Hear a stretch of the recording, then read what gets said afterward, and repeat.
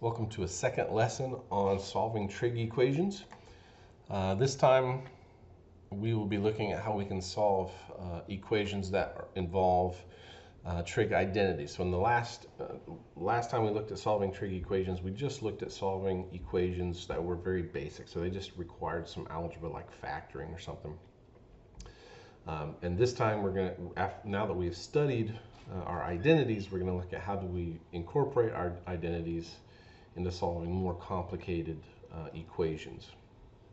And then when we're done, we'll maybe look at a couple applications towards the end. So again, in our first lesson here with solving equations, we looked at sort of this overall general process to solving an equation. We wanted to first use simplifying techniques, which again, before we just did the algebra, now we're doing algebra and identities. But simplifying identity or simplifying techniques to express the equation in terms of sines, cosines, or maybe tangents. So if we have like secants and cosecants, we want to get rid of those.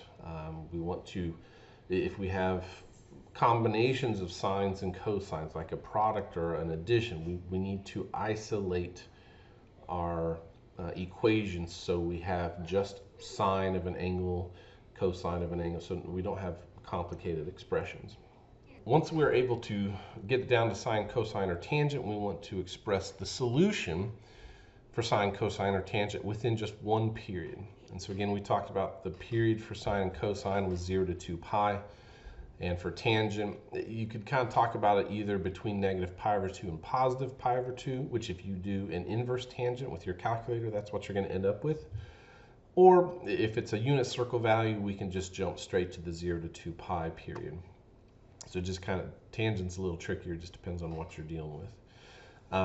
Once we were able to find the solutions for one period, we were then able to express solutions for infinitely many solutions, for all of the solutions on the entire number line. For sine and cosine, we did that by adding a 2 pi n or a 2 pi k. I think I used a k last time. And for for tangent, it was plus pi k or plus pi n. And then you may also want to list specific solutions on just the interval from 0 to 2 pi. So when we did this last time, usually every little sine, cosine, or tangent equation had two solutions. It's possible that we're going to have lots of solutions now. So it gets a little bit more complicated as the equations get more complicated.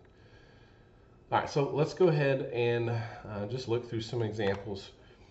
The first few we're going to use fairly easier to use identities, and then some of the later ones we actually may have more of a multiple angle kind of approach that we're going to have to tackle. All right, so for our first example here, we have the equation 4 sine squared x plus 2 cosine squared x is equal to 3.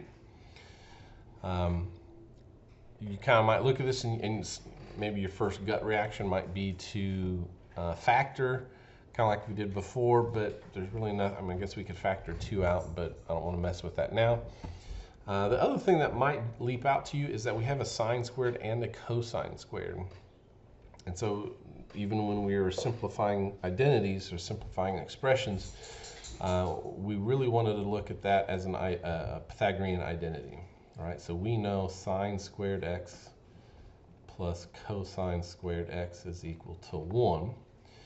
And so let's use this identity, kind of like we did when simplifying. Let's go ahead and get rid of the cosine. So I'm going to take my Pythagorean identity and I'm going to solve it for that cosine squared x, which means cosine squared x is 1 minus a sine squared x. So I'm going to take this 1 minus sine squared and I'm going to replace it into the cosine squared x. So when we do that, we have 4 times a sine squared x plus 2 times the quantity 1 minus sine squared x, and that's still all equal to 3. And so if we go ahead and do some algebra here, we're going to have 4 sine squared x plus 2 minus 2 sine squared x, and that's still equal to 3. If we combine like terms on the left side, on the left side we'll have 2 sine squared x And if we subtract this 2 over on the right side, we'll have a 1. We're going to take, and so from here on out, so we've done the identity. So pretty much from here on out is like problems we were looking at last time. So we're going to divide the 2 over. That gives me sine squared x is equal to 1/2. We take the square root of both sides, so I get sine x is equal to, and again, remember, sometimes we forget this, but when you take the square root of both sides, you have a plus or minus, and that's the square root of 1/2. And it turns out that that is actually the sine is equal to plus or minus a root 2 over 2. Okay, and again, to get that square root of 1 is a 1, so this would be 1 over root 2. And you rationalize the denominator by multiplying top and bottom by square root of 2 over 2, which becomes square root of 2 over 2, okay, or square root of 4, which is 2. So we have sine x is equal to plus or minus a root 2 over 2, and that the plus or minus means we have 2 equations that we want to solve. So in terms of our process, this is like step 2. We know sine x is equal to a positive square root of 2 over 2, or we know that sine x is equal to a negative root 2 over 2. So that's like step 2 in that general process. Actually, sorry, that's step 1 in the general process. Step 2 in the general process says we want to solve these 2 separate equations. So when is sine, just on the unit circle, within one period, when is sine equal to a positive root 2 over 2? That would be at pi over 4 and 3 pi over 4. And then similarly, when is sine x equal to a negative root 2 over 2? In the unit circle, between 0 and 2 pi, that would be at 5 pi over 4 and 7 pi over 4. Okay, so those are the 2 specific answers in one period. Okay, and so to finish this out, we just want to express sort of what all of our solutions would look like. So if this is, here we're at step 1, this is step 2. So step 3, we want to take each of these 4 answers and we want to express them using that plus 2 pi n or 2 pi k, whatever letter you want to pick. So we're going to have x is equal to pi over 4 plus 2 pi n. We're also going to have x is equal to 3 pi over 4 plus 2 pi n. We're going to have x is equal to 5 pi over 4 plus 2 pi n. And we're going to have x equals 7 pi over 4 plus 2 pi n. Again, and n is just an integer. So 1, 2, 3, 4.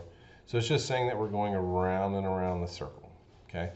So this is how we could express all solutions.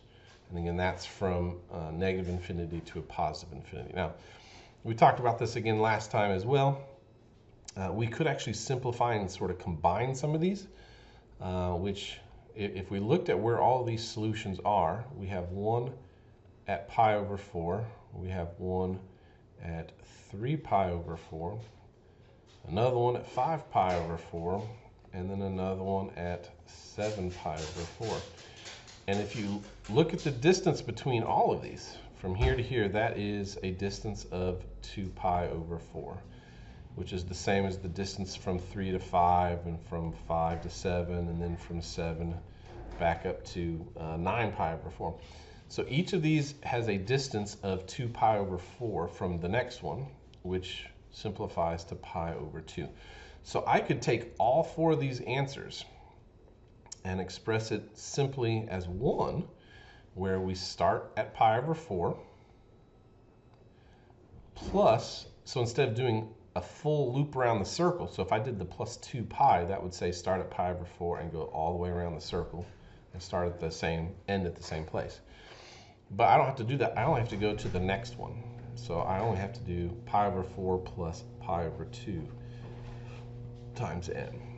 So again, this would be another way to express the infinitely many solutions. We are able to take all 4 and merge them into one. And again, just kind of tying this together into our the little process I was talking about. That's the all solutions. And if we wanted the solutions just between 0 and 2 pi, we've already found those. But if we just wanted to list them out, they're pi over 4, 3 pi over 4, 5 pi over 4, and 7 pi over 4. So again, these are the specific answers on the interval from 0 to 2 pi. Okay? All right, let's look at a second one. This time we have 2 times the tangent of theta plus secant squared theta is equal to 4.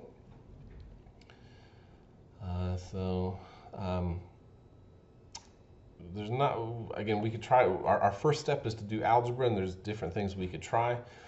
But what I'm looking at first thing is I have a tangent and I have a secant.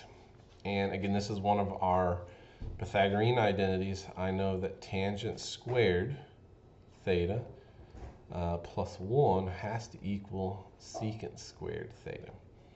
So I can replace this secant squared theta in my equation with a tangent squared theta plus 1. So that means we're going to have 2 times tangent of theta plus a tangent squared theta plus 1, and that's still equal to 4. Notice I now have a tangent and a tangent squared, so this is like a quadratic equation. So let me write it in order. So we'll have tangent squared theta plus 2 tangent theta. If we take the 4 and bring it over and combine it with the 1, we'll have a minus 3, and that's equal to 0. So if you think about algebra, this is basically solving x squared plus 2x minus 3 is equal to 0. And we can factor that as x plus 3 and x minus 1. Okay, so we can do the same thing with tangent. So we can factor this as the tangent of theta plus 3, and then the tangent of theta minus 1 is all equal to 0. And so each of these separately, the first one tells me that tangent of theta must equal a negative 3, or from the second one we get the tangent of theta is equal to 1. Okay, so at this point we just need to find where the solution is going to be in one period, which let's talk about a one period being on the interval from 0 to pi. Okay, so it's a shorter period than we have to deal with. So where is tangent equal to 1 in the first two quadrants? Well, since it's positive, I know that has to be pi over 4. Okay, that's the first quadrant. So that's one answer, and we don't need to find any more. We just need the period in one answer. So the second part is we have the tangent of theta is equal to a negative 3. Negative 3 is not one of our unit circle values, so we are going to have to do an inverse tangent. So theta will equal the inverse tangent of a negative 3. Now, one thing to be careful of, because we are dealing with equations and we're wanting like answers between 0 and 2 pi, when you do this on your calculator, you need to make sure you are in radian mode. If you're in degree mode, you will get your answers wrong. So we're doing the inverse tangent of a negative 3, and that turns out to be an angle of a negative 1.249 radians. Okay? Now, this answer is technically between a negative pi over 2 and a positive pi over 2, because we had to do the inverse tangent. When we did the tangent theta equals 1, we could pick because we know our unit circle. But inverse tangent always is going to be between negative pi over 2 and positive pi over 2. So that means this angle is, since it's negative, it is down here in the fourth quadrant. Okay, so it's a negative 1.249 degrees. But again, we want to express our answers ultimately in terms of positive angles between 0 and pi. So to do that, we need to move the angle from the fourth quadrant into the second quadrant, because we'll still get a -3 here in the second quadrant. So to do that, notice that this angle from our inverse tangent solution in the fourth quadrant to what we want in the second quadrant is actually 180 degrees. It's a straight line. So we just need to take the angle we just found and add pi. So if we do that, we're going to get theta is equal to 1.893. And again, that's rounded to 2 decimals. Okay, so those are the solutions to the one period. Okay, so we're not done yet. So again, this is just the solutions for one period. So that's like step 2 in my little process. Okay, step 1 was getting everything down to just tangents. So step 3 is we need to express all solutions. Okay, so for step 3 here, we know we have theta must equal, let's start with the tangent of theta equals 1 solution. So we know it has to be pi over 4 plus, and again, tangent's different. We don't have to do 2 pi. We're just going to say it's plus pi n. And then the second solution would be 1.893 plus pi n. Okay, so this would be my infinitely many solutions. Okay. All right, the last thing we need to do is just to be able to express the solutions between 0 and 2 pi. So again, in my process, this is step 4. Now, from the first solution, we know we have a solution at pi over 4. And that, again, that is when tangent of theta is equal to 1. Well, where else is tangent of theta between 0 and 2 pi? Where else is tangent of theta equal to 1? Well, it's also equal to 1 in the third quadrant. Well, what is the pi over 4 angle in the third quadrant? If you took our first answer and just like we set up in our solution, if you add pi to it, you'll get the other answer. So we know theta could be pi over 4. It could also be 5 pi over 4. If I added pi again, that would bring me all the way back to my first angle, so pi over 4. It would actually be 9 pi over 4, but that's going to be outside of our 0 to 2 interval. So we have 2 answers between 0 and 2 pi for my tangent of theta equals 1. And then for the second part, where tangent of theta was a -3, again, we had an angle down here in the fourth quadrant. It was a -1.249. And so from that, we found the angle in the second quadrant. So we added pi to that, and that got us 1.893. Well, again, the first answer, the -1.249, did not work because it was not between 0 and 2 pi. So we wanted to sort of ignore that. So we added pi to get our second quadrant angle. Well, there is an answer in the fourth quadrant, but we want it to be positive. So we're going to add pi again. So you could either add pi to your 1.893, or you could take that -1.249 and add 2 pi. Either way would work.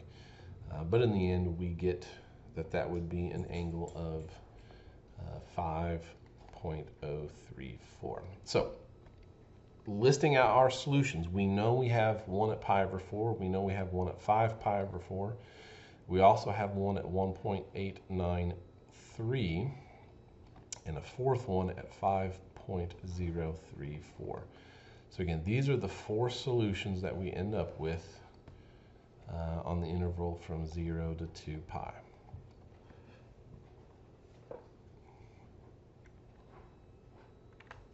All right, let's try another one using our identities.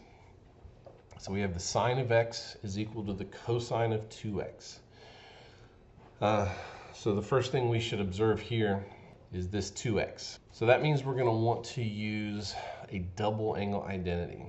Okay, so for cosine, we know cosine of 2x could equal cosine squared x minus sine squared x.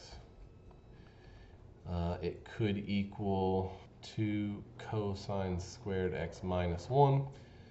Or it could also equal 1 minus 2 sine squared x. So with the double angle identity for cosine, we have several choices here.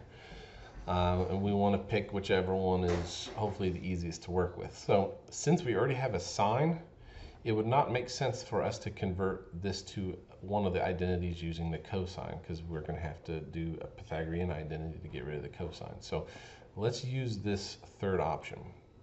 So that means we have sine x is equal to 1 minus 2 sine squared x.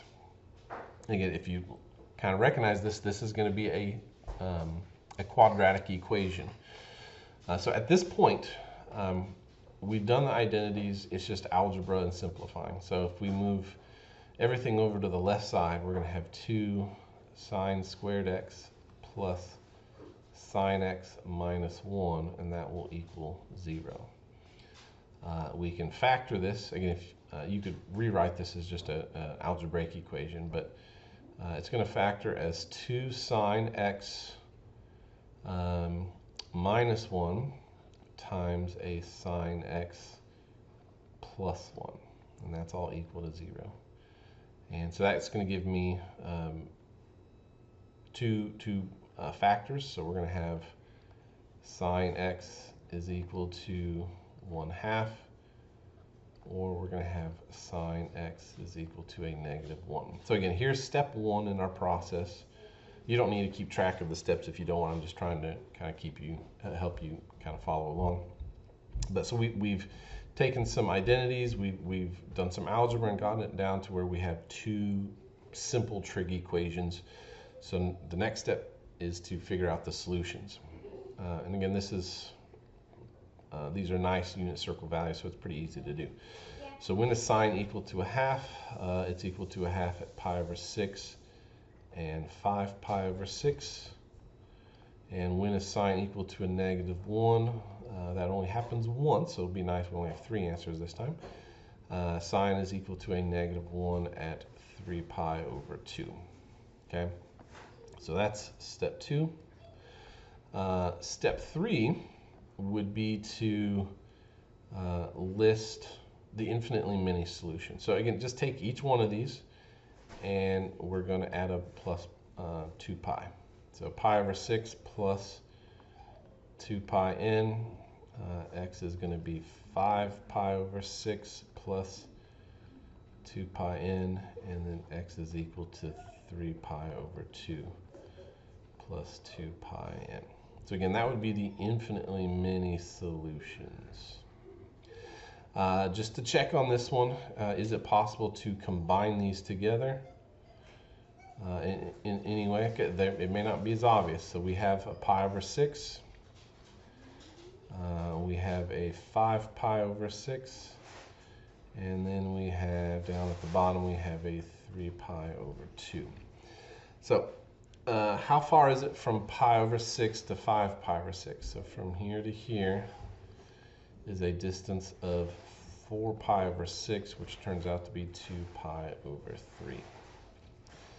How far is it from 5 pi over 6 to 3 pi over 2? So to figure that out, we could just subtract. So 3 pi over 2 minus 5 pi over 6.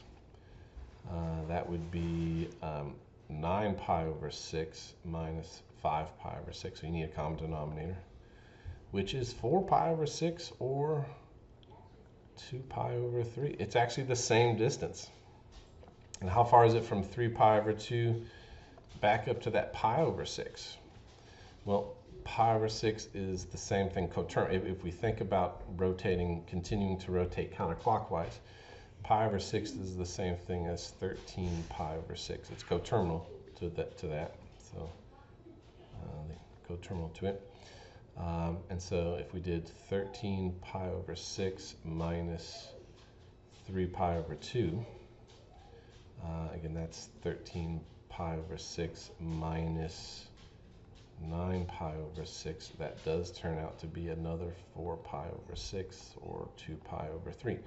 So the weird thing is if you kind of look at these, kind of a flux capacitor kind of a thing, it's a y. And it's cutting the unit circle into 3 equal parts. So the distance from pi over 6 to 5 pi over 6 is the same distance from 5 pi over 6 to 3 pi over 2.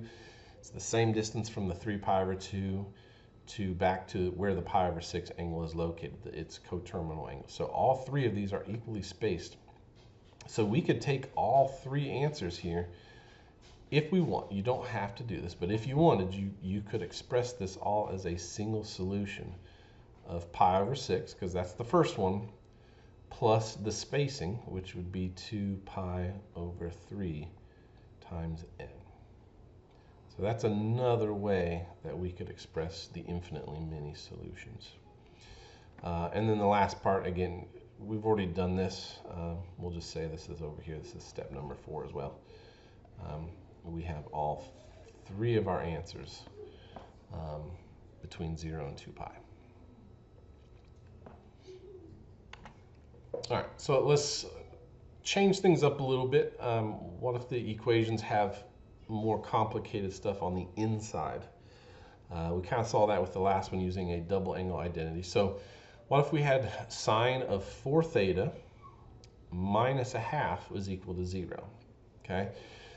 So when you look at the sine of 4 theta, we don't have an identity for a quadruple angle, right? We just have a double angle identity. So I don't have a nice identity for that. I could maybe think of sum and difference, right? I could do like theta plus 3 theta to get 4 theta. So we could try something like that. That would make this problem really complicated if we did that. So there's sort of an easier approach to equations where we have something more complicated inside. For the moment, let's just replace this 4 theta. Just remember it's an angle, so let's just say we're trying to solve the sine of x minus a half is equal to 0. If we can solve this equation, we can solve sine of 4 theta minus a half. So how do we solve sine of x minus a half is equal to 0? Well, move the half over. So we have the sine of x would be a half, which means x would be pi over 6 or 5 pi over 6. Okay? Now, to get the entire solution, we need to go ahead at this point and still add in our 2 pi. Okay, so that means I have right now x would be pi over 6 plus 2 pi n. It would also equal a 5 pi over 6 plus 2 pi n. Okay, ignore that line there. So we have these 2 solutions, but these are solutions for x, not theta, and we want the solutions for theta. Well, we just did this substitution, so let's go back to my answer and replace the x's with 4 thetas. So the first one is going to look like 4 theta, and that's equal to pi over 6 plus 2 pi n. The second one is going to also be 4 theta, but it is equal to 5 pi over 6 plus 2 pi n. Well, again, we want to solve this for theta. So how do you get theta by itself? You divide by 4. Okay, so we're going to divide everything by 4. And sometimes it might be easier to think of this as, instead of dividing by 4, multiply by 1/4. Okay, because I like fractions. I know I'm weird that way. So if we multiply 1/4 times a 4, it cancels and you're left with just theta. If you take a 1/4 times a pi over 6, you're going to get a pi over 24. And this is why I like doing the fractions, because for me it's easier to see. I take the 1 times the pi, and I take the 4 times the 6. If you do the division, you kind of have to keep things straight. Plus, we have a 1/4 times a 2 pi n. So that means we're going to have 2 pi over 4 times n. And so if we simplify that just a little bit, we're going to have pi over 24 plus pi over 2n. So this is kind of weird, but that's what it turns out to be our solution for theta. And if we do the same process for the second half, we're going to have theta. We're going to multiply both sides by 1/4. So theta will be 5 pi over 24 plus the same thing, 2 pi over 4 times n. So theta will equal 5 pi over 24 plus pi over 2n. So that is all solutions right there. That's like step number 3. Okay, we've just found all the solutions. Again, it looks different, but again, the easiest way to solve this is just replacing that 4 theta with an x or whatever letter you want to pick. Just don't use theta because it would be confusing. So here's where it gets a little trickier when we want to try and list out the solutions just between 0 and 2 pi. Okay, so for sure, pi over 2 and 5 pi over 2 are between 0 and 2 pi.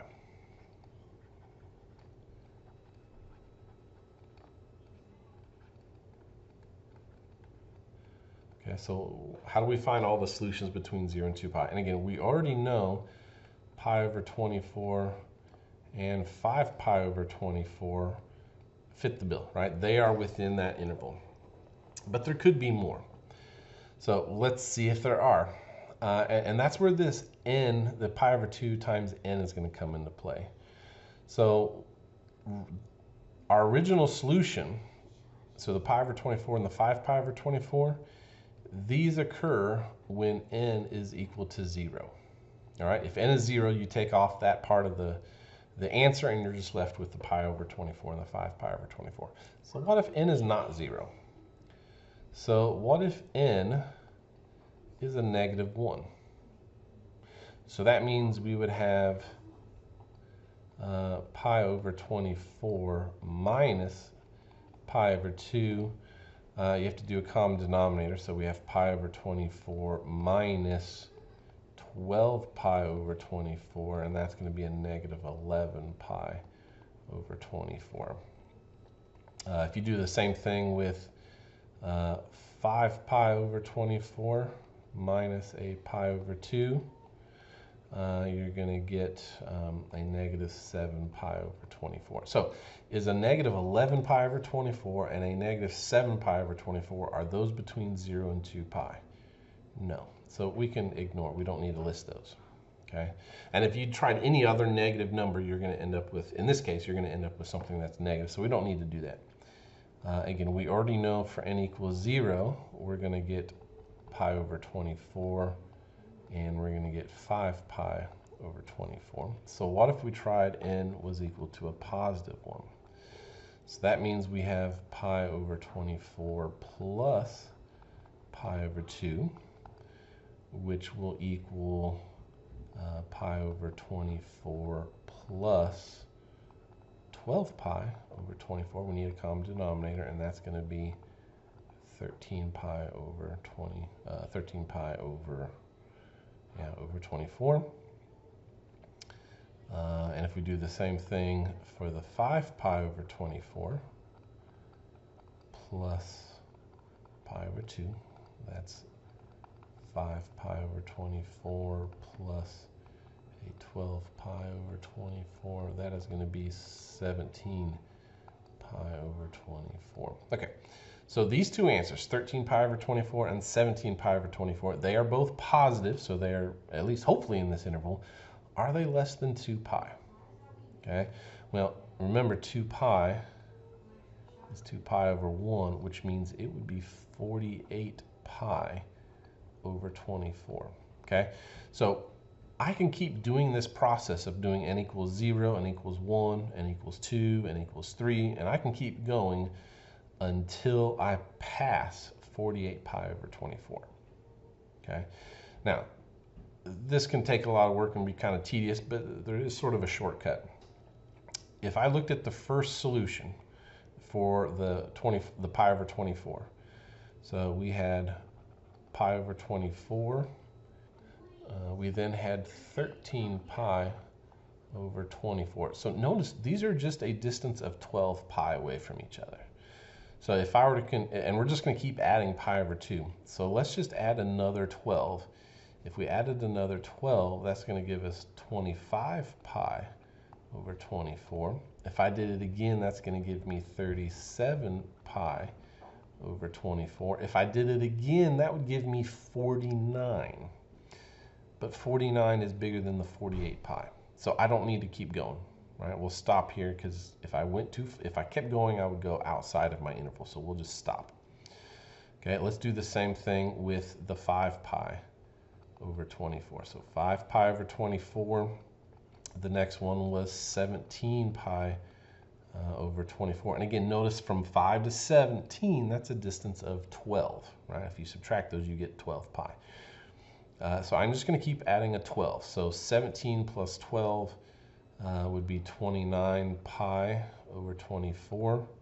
If I add 12 again, I will get 41 pi over 24. And if I did it again, we would get 53 pi over 24. But 53 is bigger than the 48, so we can ignore that one. Okay, just like we didn't have to go to the 49 pi over 12 here, it's too big.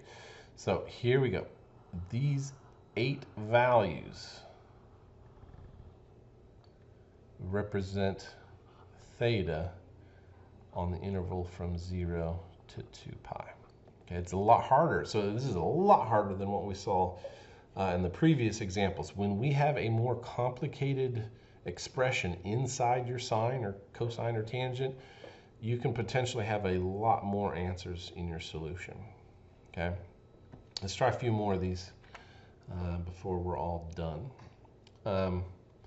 So let's try to solve sine of 2x is equal to 2 times the sine of 2x plus 1. Now, we may be tempted on this example to do a double angle identity, and you can. I think it's going to make the problem more complicated. What we should notice at first is both sine expressions have the same insides. They're both 2x.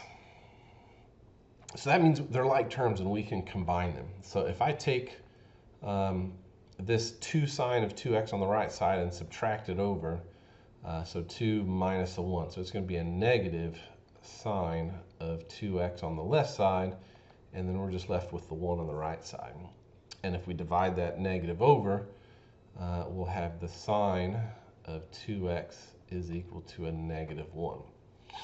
Okay, so I've kind of got this boiled down to just the sine of, if you want, you could think of this as the sine of theta is equal to a negative 1. You don't have to, but it's just, again, kind of a mechanism we can use, kind of like we did in the last one. So the sine of some angle has to equal a negative 1. Well, that means I know the only time sine is equal to a negative 1 is when theta is 3 pi over 2. Okay, and let's go ahead and complete the whole thing. It's 3 pi over 2 plus 2 pi n. Now, again, we can skip over all this work if you want and just jump straight down to, instead of theta, I know it's 2x is equal to 3 pi over 2 plus 2 pi m. And so we want to solve it for x, so we need to divide the 2 over, or you can multiply by half if you want. And so we're going to get x would be equal to 3 pi over 4 plus pi n. And again, make sure this 2 gets divided into all 3 parts, including the 2 pi n. And so this one was actually really quick, really easy. We were able to get a nice solution. And again, this is for all answers. If we wanted to list the specific solutions on 0 to 2 pi, then we'd have to start listing things out. So we'd start with 3 pi over 4 plus a pi. And that would be 3 pi over 4 plus a 4 pi over 4, which is 7 pi over 4. If I added another pi to that, so if I did 3 pi over 4 plus 2 pi. Again, so here's n equals 1, here's n equals 2. That's going to be 3 pi over 4 plus 8 pi over 4, which is an 11 pi over 4. But, 11 pi over 4. But that is bigger than 2 pi. Okay, so I can ignore that one. So my solution, if I listed out the specific ones, it's just going to be 3 pi over 4 and 7 pi over 4. So those are the only two solutions we have to this equation that lie between 0 and 2 pi. All right, so that one was pretty easy.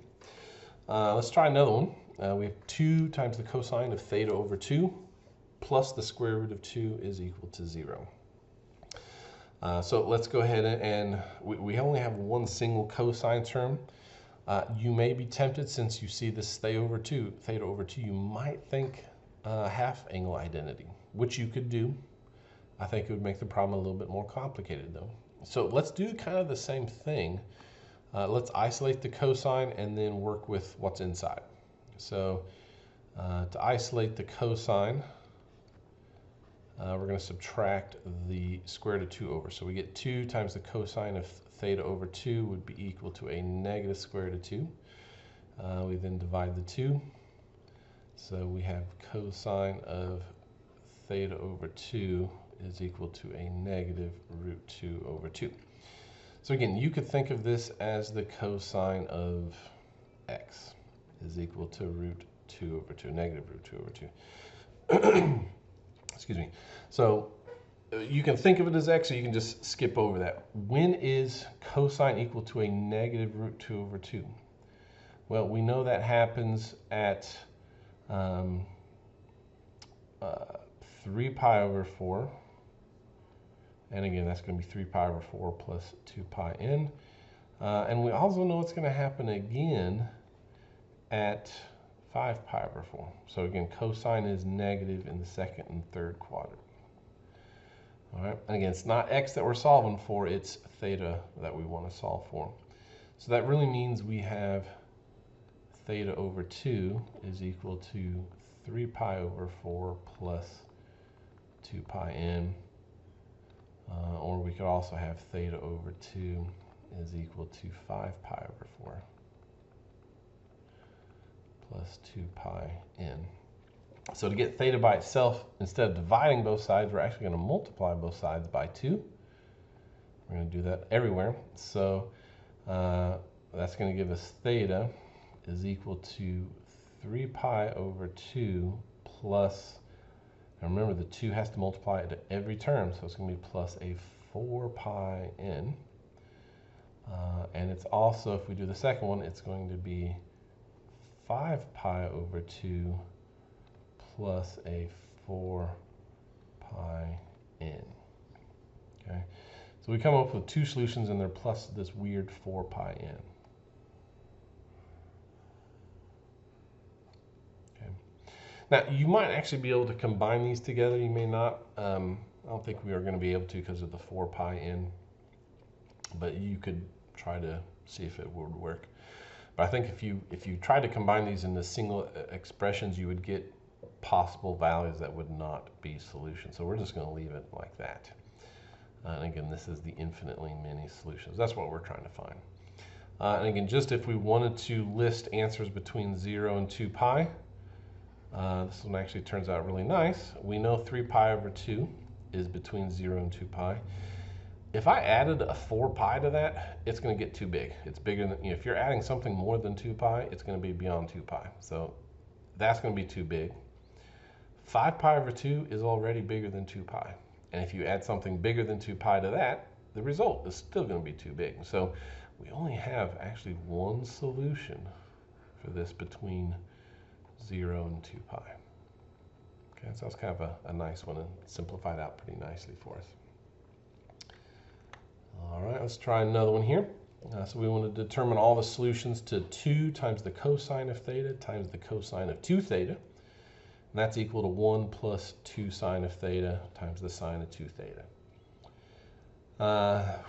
again, there's a lot of options we could try here. We're multiplying two cosine expressions, so you could think of doing like a product to a sum identity, same thing with the sines.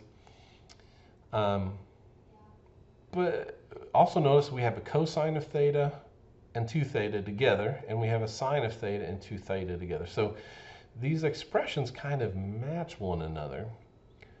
And what would happen if we moved the sine over to the left side? If we did that, we'd have 2 times cosine of theta and then the cosine of 2 theta minus 2 times the sine of theta times the sine of 2 theta, and that's equal to 1. Notice on the left side we have 2's on both of those, so I could actually divide both sides by 2. I could factor the 2 out, so we'll have 2 cosine of theta cosine of 2 theta minus the sine of theta and the sine of 2 theta. I'm not factoring the 2 out of the thetas, it's the 2 that's out front. And this, that is a sum and difference identity. We know it has to equal the cosine of A plus B, right? This is the cosine A, cosine B minus sine A, sine B. So it turns out to be the cosine of A plus B. So that means I have, if I replace that sum and difference identity with this long expression, we still have the 2 out front. It's now going to be the cosine of theta plus 2 theta.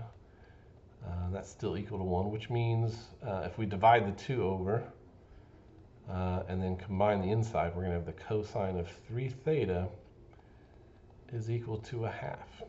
Okay, so when is cosine equal to a half? Well, it happens twice, once in the first and once in the fourth. So again, I could replace this 3 theta with an x, kind of like I've done in the previous examples, but hopefully you're getting the hang of it. I'm just going to skip over that. So I know the inside, the 3 theta, has 2 possible answers. One is in the first quadrant, which would be at pi over 3, and then it's going to repeat forever, so 2 pi n.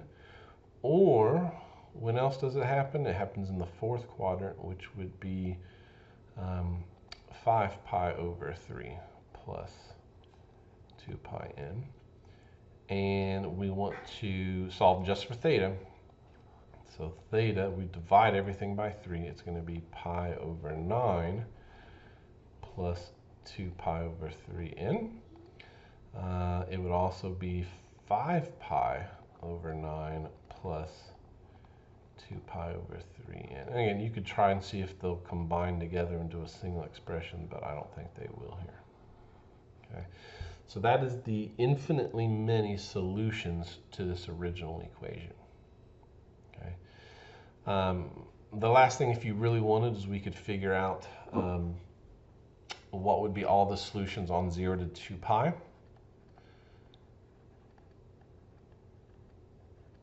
What about on 0 to 2 pi? Well, again, we need to take the original angles. We need to take the original angles and add a 2 pi over 3 over and over again, which we need a common denominator, which means we're going to add a 6 pi over 9, because we need a common denominator of 9. So if we have a pi over 9, and we're going to add a 6 pi over 9 to that, that means we're going to have a 7 pi over 9.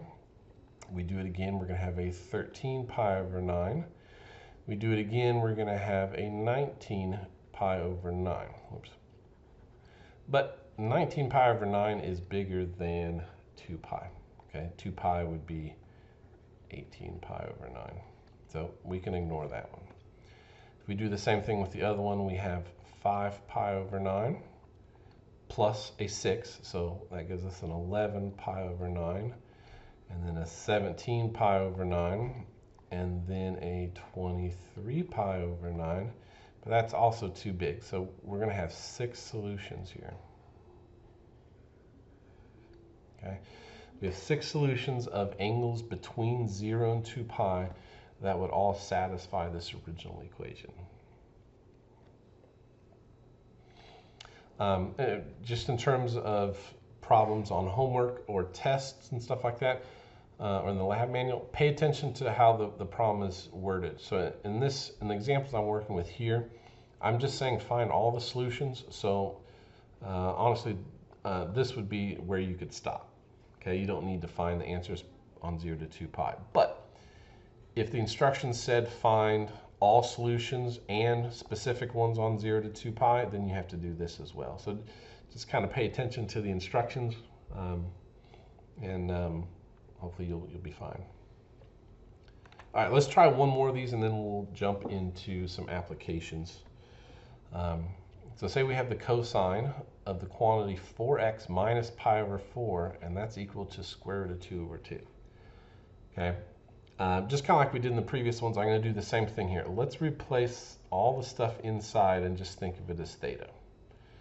So we have the cosine of theta is equal to root 2 over 2. And with that, we know theta has to equal pi over 4.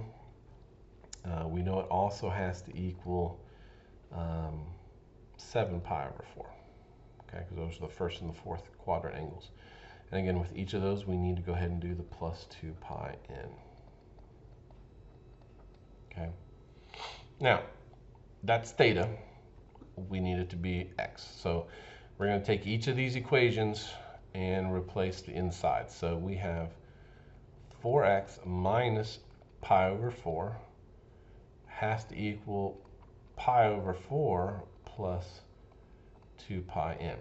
Okay, so this is just an algebra equation. We're trying to solve for x. So we're going to add pi over 4 to both sides. So we're going to add pi over 4 to both sides. And you have to do it like terms. So the last term has an n on it, so you can only combine stuff with it that has an n in it. So we're not going to add the pi over 4. So we have 4x is equal to pi over 4 plus pi over 4 would be 2 pi over 4 plus 2 pi n.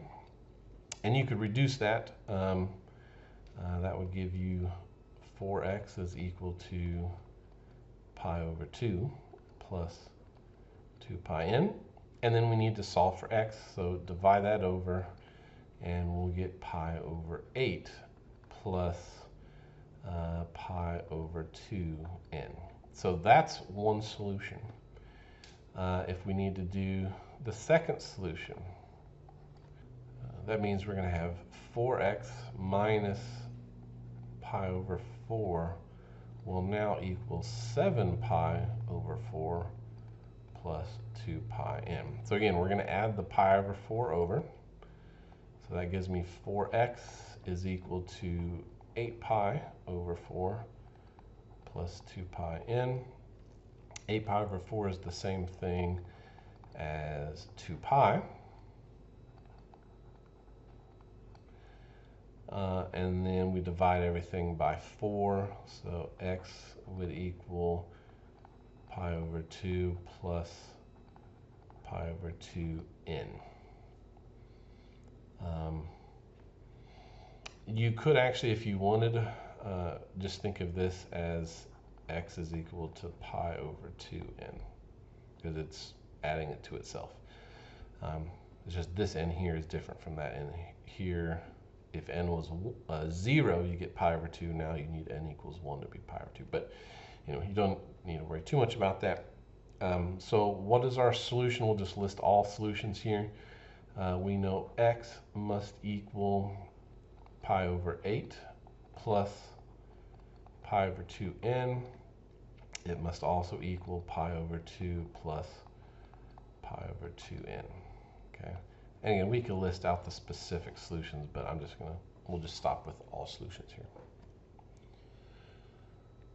Okay, so that's the idea with solving these equations with identities or with these multiple angles.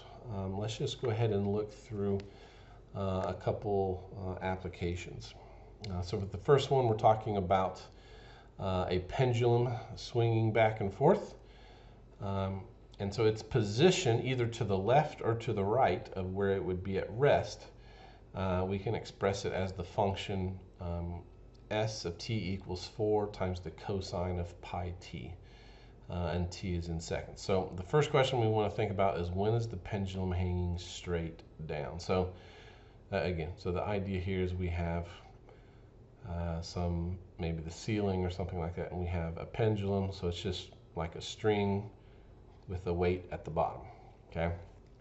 And what we're saying here is that if the pendulum would swing to the right, we're going to think of that as having a positive value, and when it swings to the left, we're going to think of that as having a negative value, okay? So the function tells me the position of the pendulum, whether it's swung to the right or to the left or hanging straight down, based off of our function 4 cosine of pi t. And so we want to know first, when is it hanging straight down? So if positive is to the right, negative is to the left, what is straight down? Well, what's between positives and negatives? That's a position of 0. Okay, so that means we want to know when is s equal to 0. We'll solve that for t. So that means we're trying to solve the equation 0 is equal to 4 cosine of pi over t. We could divide the 4 over, but that just makes 0 equals the cosine of pi t. So when is cosine of some angle, say theta, equal to 0? Well, that happens at pi over 2 and 3 pi over 2, all right?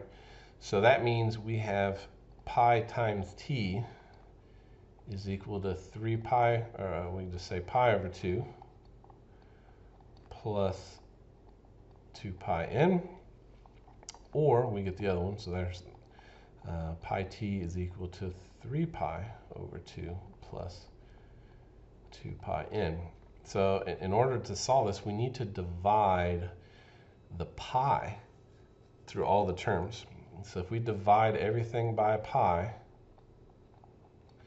we're going to have t is equal to, so pi over 2 divided by pi would just be 1 over 2, plus 2 pi divided by pi would just be 2, so 2n. Or again, it's going to be t is equal to 3 halves plus 2n. Okay, so to some extent, I mean, that would be our answer. We could simplify this some, so let's list out some of our answers here.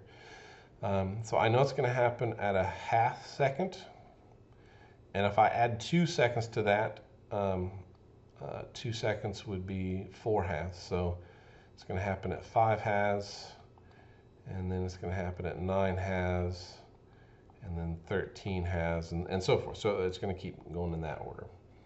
If we did it with the 3 halves, so that's 3 halves, it's going to be 7 halves, and then 11 halves. So that's the solutions for each side.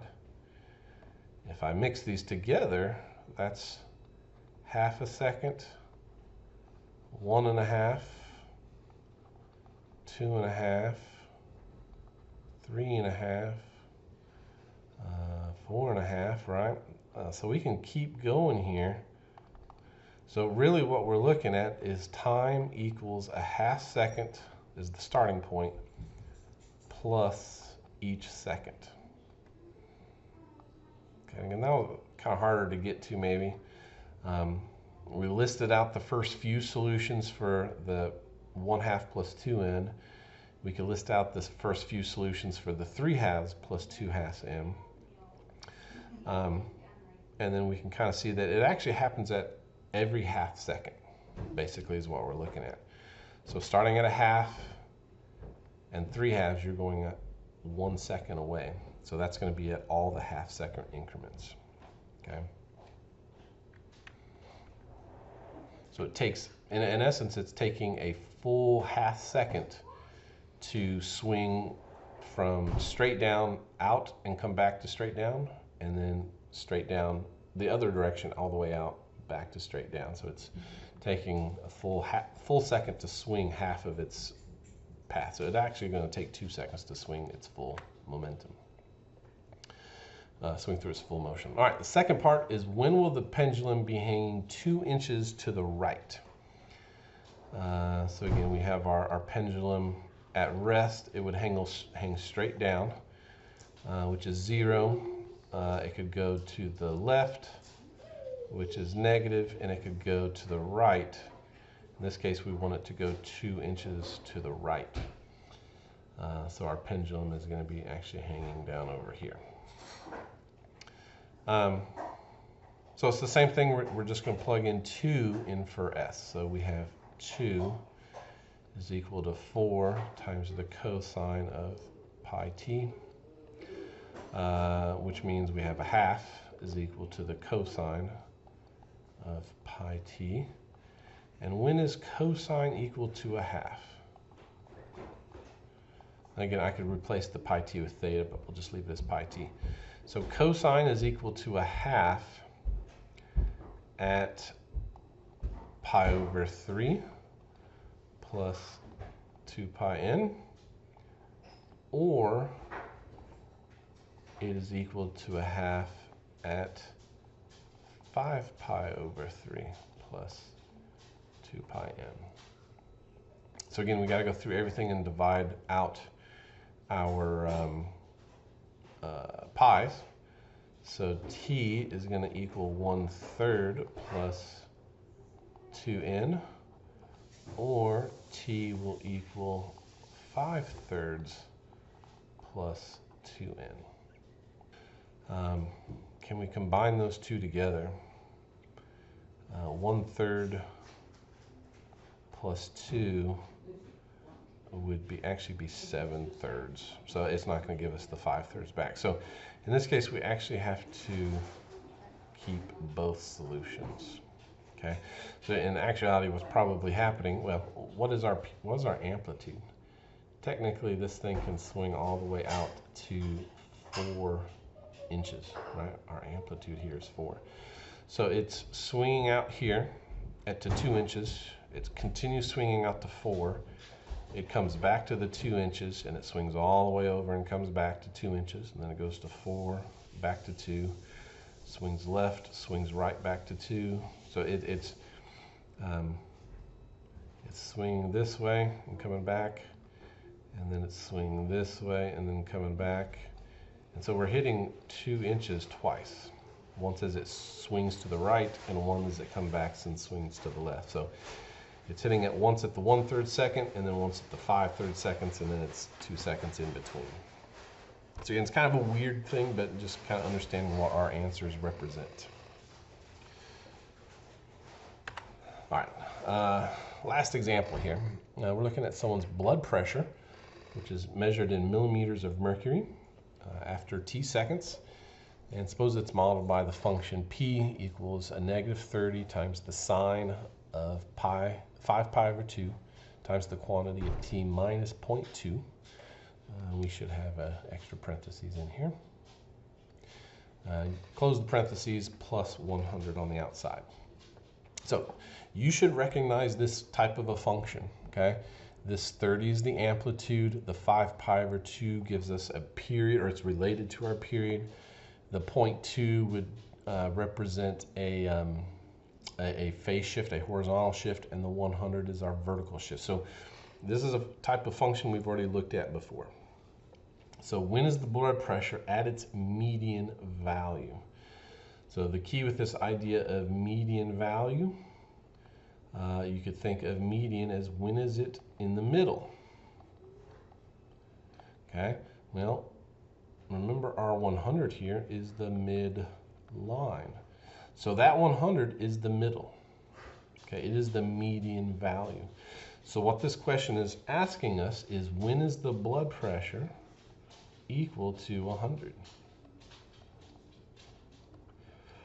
So we have to solve the equation. 100 equals a -30 times of the sine of 5 pi over 2 times t minus 0.2, and then plus 100. So we are going to subtract 100 from both sides. So we're going to have 0 is equal to a negative 30 times the sine of 5 pi over 2 times t minus 0.2. And then we're going to divide the 30 over, which just gets rid of it. So we're going to have 30 equals the sine of 5 pi over 2 and then t minus 0.2. So when is sine equal to 0? So again, if you want, think of this as 0 is equal to the sine of theta. So theta is the entire inside. So when does that happen? It happens when theta, so when is theta equal to 0 or pi? Okay, so let's start with that first one. So we have theta is 0, and again, both of those you have to have plus 2 pi n. So we could have 5 pi over 2 times t minus 0.2. That's the inside, that's theta. It could equal 0 plus 2 pi n. Okay, so to simplify this, we need to solve this for t. So I have this fraction here. You can divide the fraction. I would prefer to think of just multiplying everything by 2 over 5 pi.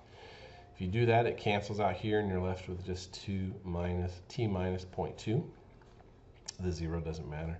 On the right side, so what is 2 pi n times 2 over 5 pi? Well, the pi's are going to cancel out. The 2 and the 2, and we're going to make a 4, and you have a 5 in the denominator. So we're going to have 4/5 n. And if we add the 0.2 over, t will equal 0.2 plus 4/5 n. And I really like fractions, so I could rewrite that as 2/10, which is 1/5. 1/5 plus 4/5 n. So there's one solution. And we have another one. So we have 5 pi over 2 times t minus 0.2. That has to now equal pi plus 2 pi n. Okay, so again, this pi here is the same thing as the 0. It's the solution that we had over here. So I'm going to multiply this by 2 over 5 pi, which cancels that. So on the left side, we're just left with t minus 0.2. On the right side, I have pi times a 2 over 5 pi plus a 2 pi n times 2 over 5 pi. So we have t minus 0.2 equals, here the pi's cancel and you're left with a 2/5 plus, same thing here, the pi's cancel and you're left with a 4/5 n. We just have to add in the 0.2. Remember that 0.2 is the same thing as a 1/5. So t will equal 1/5 plus 2/5 would be 3/5 plus 4/5 n.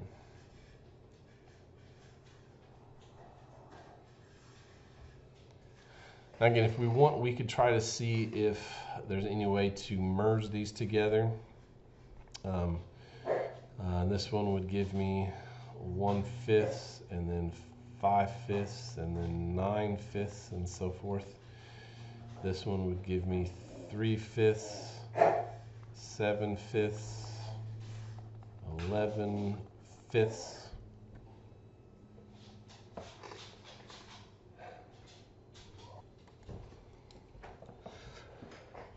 So if we listed all of those out, sort of in sequence, we'd have 1/5, 3/5, 5/5, 7/5, and are you seeing the pattern here? 9/5, 11/5, and so forth. So you could leave them as two separate answers if you really wanted to. You could combine them as a single answer of t equals 1/5 plus 2/5 times n. So you could either do this as a single answer, or you could put these two together, and that would give you the same answer. Okay. All right, last part here. When is the blood pressure at 120 millimeters of mercury? So again, we're just trying to solve the equation. 120, when is 120 equal to a negative 30 times the sine of 5 pi over 2, and then t minus 0.2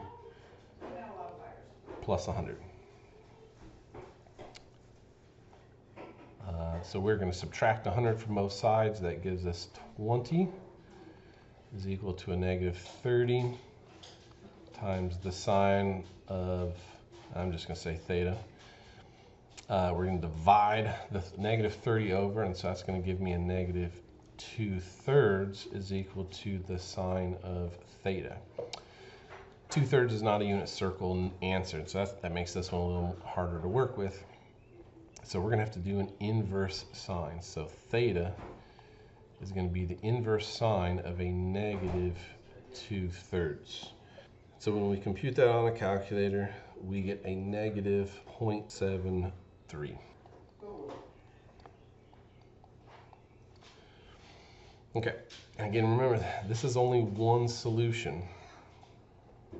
When is sine negative? It's negative in the third and the fourth quadrant. So this angle here is a negative 0.73, which means this angle here would be pi plus 0.73. And if we wanted to find the negative 0.73 but using a positive angle, we can just add a 2 pi to loop it around and find its coterminal.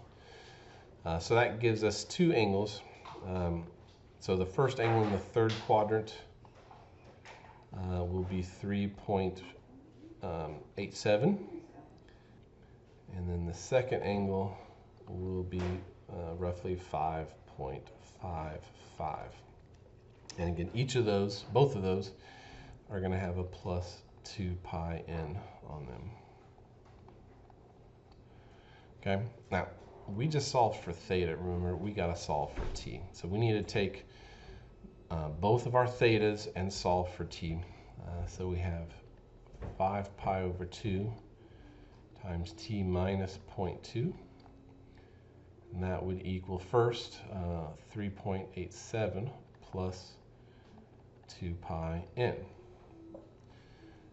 Now, again, to get t by itself, we have to multiply both sides of the equation by 2 over 5 pi, and that will cancel that out. So t minus 0.2, that will equal 0.49 plus 4/5 n. And then if we add the 0.2 to both sides, we'll have t is equal to 0.69 plus, and if you like decimals, I can convert 4/5. That would be 0.8 n. So there's one solution. Okay.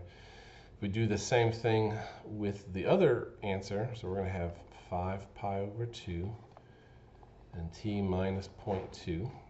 That has to equal 5.55 plus 2 pi n. So we're going to multiply again by 2 over 5 pi. So on the left side we have t minus 0.2, and on the right side we're going to have 0.71 plus 4/5 n. And if we add the 0.2, we'll have t is equal to 0.91 plus 0.8 n. And so that would again be our second solution. And these are not symmetric, so no way we're going to be able to add these, combine these together. So again, with this one, when is the blood pressure going to be at 120 millimeters of mercury? It'll hit it once at 0.69 seconds, and then every 0.8 of a second after. It will also hit it at 0.91 seconds and every 0.8 of a second afterwards. So again, one of these is representing when the blood pressure is increasing, and the other is representing when the blood pressure is decreasing. We'd have to look at the function maybe to figure out which of those is which. But so these are the two times. So if you had to find out when it hit within the first second or so, it would hit 120 millimeters of mercury at 0.69 and 0.91 seconds.